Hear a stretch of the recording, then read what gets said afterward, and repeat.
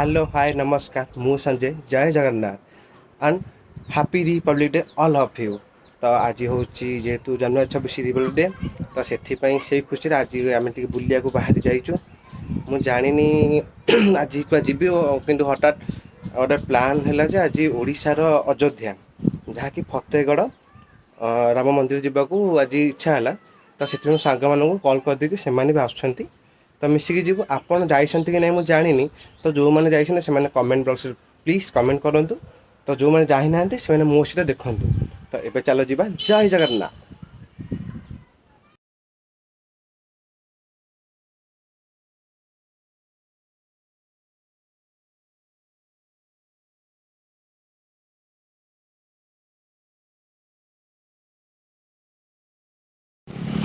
तो फतेहगढ़ रोड रे गला बेले बापीर टे कोली खाया इच्छा है। मु गाड़ी मैंने नहीं पलि मत पार्टी कले तोर इच्छा ना बोले आम खाई चल गाड़ी बुला।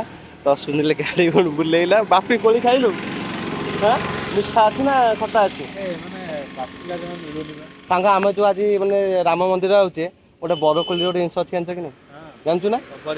तो आम जो बरकोली ना रामगढ़ में अच्छी जो सबरी माने बरकोली रखी राम को खाइबा दबाक जी रामचंद्र आसिले ना। तो सी प्रथम राम को बरकोली दबा पूर्वर सी भाविले मो प्रभु को भल कोली देवी। तो बरकोली निजे अंगठा करके राम को भल भल मिठा कोली खुआई रामचंद्र भी श्रद्धा सहित खाई। तो क्षिति साबुदे से जिन मन पकड़ बरकोली खाई जाऊँ राम मंदिर। तो ये बरकोली बरकोली क्या कहला तो जीवा ताको पिंपुड़ी कामुड़ी सारे। तो ये पलैबू ए जाऊँ।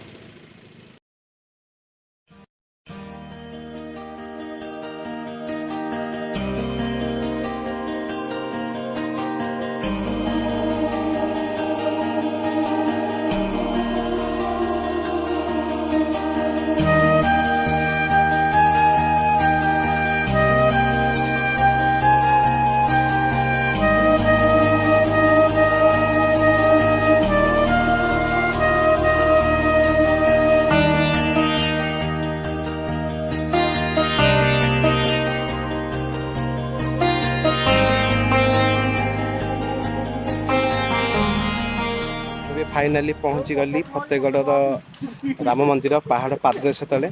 तो ये पहाड़ ऊपर जावाक बहुत मैंने घाटी अच्छी बुली बुली बुली बुली पहाड़ कटा रास्ता है। जी भी आसती केयरफुली पहाड़ जी कारण नुआ रास्ता है जेहेतु सब घाटी अच्छी तो केयरफुली जी। तो मुझे जाऊँगी आपड़ एंजॉय करूँ ओके।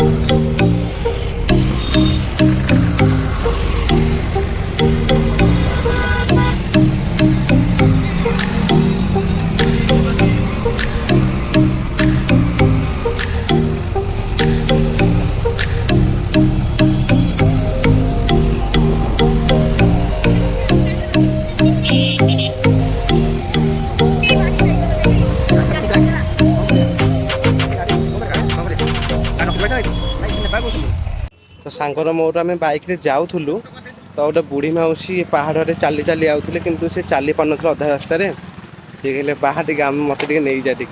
तो जेठू घाटी रास्ता तो 3 जन जा हेनी ना। तो मुझे ओह्ल पड़िली निजे मुझे सांग तू से बुढ़ी मौसी नहीं पला। तो सी बुढ़ी मौसी को लेकिन गला पहाड़ उपड़ को। तो मुझे चलिकी पलैबी के लोक भी चलिकी जाऊँगी आपण मैंने तो अच्छा आप कथा है पलैबी असले हालिया लगुच सका खिया पिया ठीक से ना देखिए पहाड़ ऊपर जी कौन थीपटे खिया पिया करवा बुलाबुली करवा ये तो समस्त पलैले। हाँ जातु बिचरा बुढ़ी मौसीटा हईराण होता चल चल जाता ना। तो भल है मो सांग नहीं पलैले भल है। तो ये राम मंदिर में चल चल जाऊँगी आपन भी आसतु मजा नियंतु एंजॉय करूँ मंदिर देखा।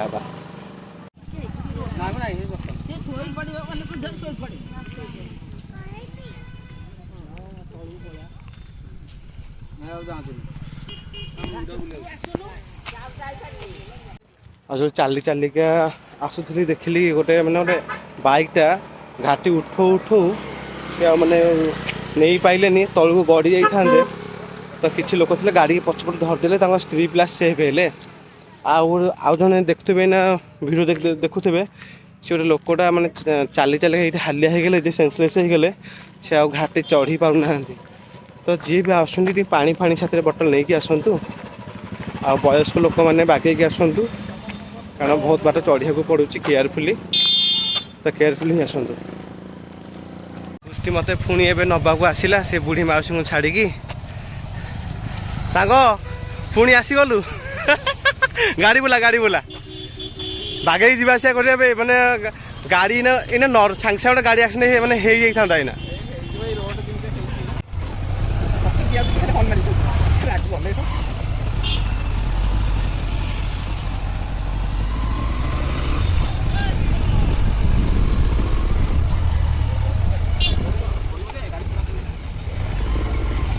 ଏଇଟା କେତେ ବାଟ?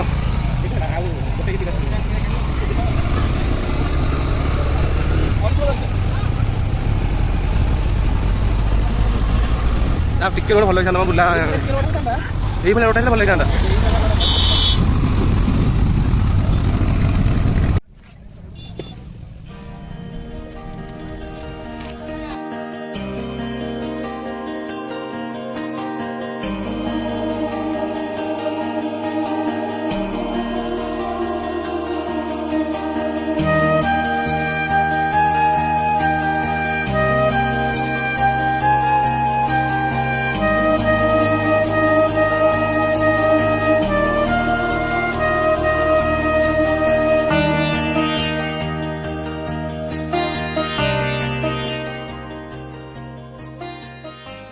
ଏବେ ମନ୍ଦିରକୁ ଚଢ଼ି ଚଢ଼ିକା ଯାଉଛି, ମନ୍ଦିର ଯିବା ପୂର୍ବରୁ କିଛି କହୁଛି। ତ ଆପଣ ଯଦି ନୟାଗଡ଼ ଡିଷ୍ଟ୍ରିକ୍ଟ ଆସିଲେ ନା, ତ ଆପଣ ପ୍ରଥମେ ଯାଉଥିଲେ କେଉଁଠିକି, କଣ୍ଟିଲ ନୀଳମାଧବ, ଆଉ ମଣିନାଗ, ଆଉ ରଘୁନାଥଜୀଉ ମନ୍ଦିର। ତ ଏବେ ଗୋଟେ ନୂଆ ଆଡ଼ ହେଲା ନୟାଗଡ଼ ଡିଷ୍ଟ୍ରିକ୍ଟରେ ଶ୍ରୀରାମ ମନ୍ଦିର ଫତେଗଡ଼ରେ। ତ ବହୁତ ବଢ଼ିଆ ପ୍ଲେସ୍, କିନ୍ତୁ ଏତିକି ଟିକେ ବିପଦପୂର୍ଣ୍ଣ ଜାଗା, ଟିକେ ବାଗେଇକି ଆସିବେ। ଉପରେ ଭିୟୁ ତ ବହୁତ ବଢ଼ିଆ ଅଛି, ଦେଖିପାରୁଥିବେ। ମନ୍ଦିର ବଢ଼ିଆ ଦେଖାହେଉଛି, ଏବେ ନୂଆ କାମ ହେଇଛି। ଏବେ ନୂଆ କାମ ହେଇକି ବହୁତ ଲୋକ ଏଠି ଆସୁଛନ୍ତି। ଏଠି ଭଲ ଅଛି ପ୍ଲେସ୍ଟା, ଓଭରାଲି ବହୁତ ଗୁଡ୍ ଲାଗେ। ତ ଏଇ ଜାଗାରେ ଭାବୁଥିବେ ପାହାଡ଼ ଉପରେ କାହିଁକି ମନ୍ଦିର ହେଲା। ତ କିଛି ବର୍ଷ ପୂର୍ବେ, ମାନେ ବହୁତ ବର୍ଷ ପୂର୍ବେ, ଏଇ ଜାଗାରେ ଶ୍ରୀ ସୁଦର୍ଶନଙ୍କ ଦାରୁ ଏଇଠି ବାହାରିଥିଲେ। ତ ଏଇ ପାହାଡ଼ରେ କିଛି ଲୋକ ଫିଲ୍ କଲେ ଯେ ବିଷ୍ଣୁଙ୍କର କ'ଣ ପଜିଟିଭ ସ୍ପିରିଟ୍ ଏଇ ଜାଗାରେ ଅଛି। ତ ସେଥିପାଇଁ ଏ ଗାଁ ଲୋକ ମନ୍ଦିର ତଳେ ନ କରିକି ନା ଏ ପାହାଡ଼ ଶିଖରରେ ଶ୍ରୀରାମଙ୍କ ମନ୍ଦିର କଲେ। ତ ମନ୍ଦିର ଦେଖିବାକୁ ବହୁତ ସୁନ୍ଦର। ମନ୍ଦିର ଆମର ପୁରା ଉତ୍କଳୀୟ ଶୈଳୀରେ ତିଆରି ହେଇଛି। ପୁରୀ କୋଣାର୍କ ଆଉ ଦେଖିବାକୁ ପୁରା ତାରାତାରିଣୀଙ୍କ ମନ୍ଦିର ଭଳି ଦେଖିବାକୁ, ଦଧି ନଉଥିବା ଦେଖିବ ପୁରା ଶ୍ରୀମନ୍ଦିର ଭଳିଆ, ଆଉ କଳାକୃତି ପୁରା କୋଣାର୍କ ମନ୍ଦିର ଭଳିଆ।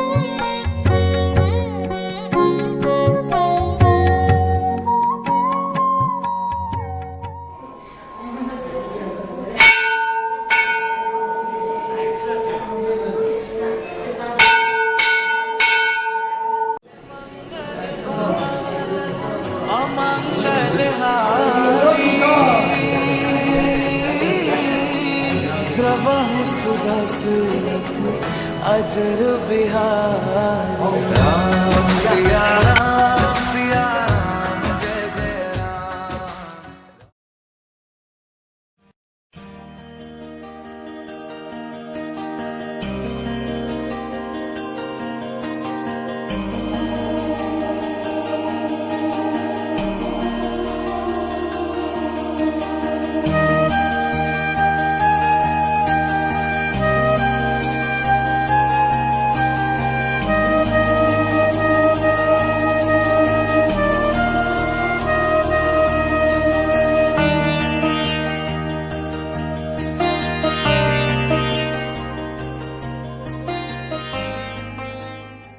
ଆମର ଦ୍ୱିତୀୟ ଅଯୋଧ୍ୟା କେମିତି ଲାଗିଲା?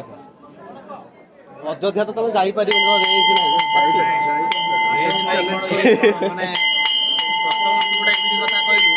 ଅଯୋଧ୍ୟା ଯାଇପାରେ ରେଞ୍ଜ ନାହିଁ, ଆମେ ଆଉ ଓପିନିଅନ ଦବାକୁ ଚାହୁଁଛୁ। ହଁ ଦିଅ ଦିଅ ଦିଅ। ଓଡ଼ିଶାର ଦ୍ୱିତୀୟ ଅଯୋଧ୍ୟା ହେଇଛି, ଓଡ଼ିଶାର ଦ୍ୱିତୀୟ ଅଯୋଧ୍ୟା ଆମେ କହିପାରିବା। ହଁ ଭାରତର କହିପାରିବା, ସରି। ଯୋଉ କଥାଟା କହିଥିଲେ ଯେ ଯାଇପାରିବେ ଏନର୍ଜି ଲେସ୍ ହେଇଗଲା। ପୁଷ୍ଟି ଭଲ ଲାଗିଲା ମନ୍ଦିର? ବହୁତ ଭଲ ଲାଗିଲା। ପୃଷ୍ଟି ପୁଣି କାଲି ଆସିବ, କାଲି ଆଉ ଥରେ ଆସିବ।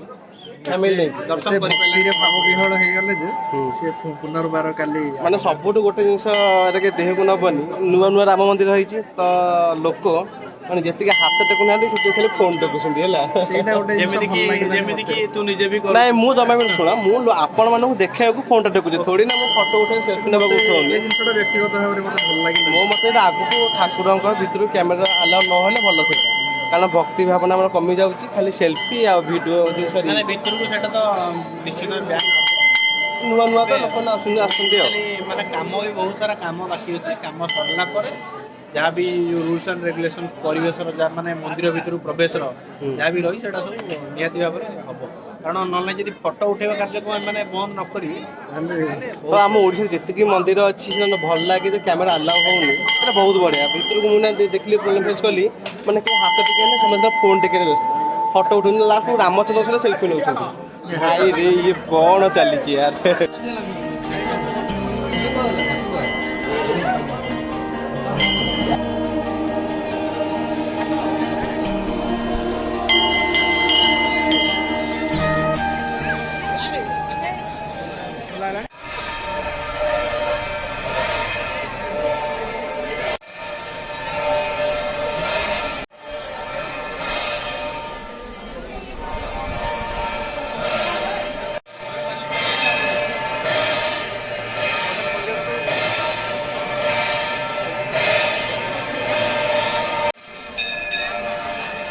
ପଥରଠୁ ଲୁହାକୁ ବେଶୀ କରେଣ୍ଟଟା ମାରିବ ନା।